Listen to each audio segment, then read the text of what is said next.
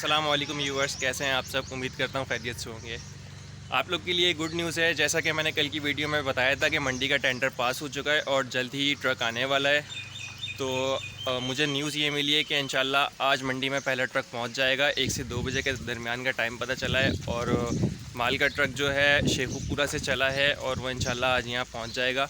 मैं कोशिश करूँगा कि ट्रक की अनलोडिंग की वीडियो भी आप लोग से शेयर करूँ, और अगर वो शेयर नहीं कर सका तो इंशाल्लाह मंडी जाके मैं माल की वीडियो बना के आप लोग के साथ ज़रूर शेयर करूँगा।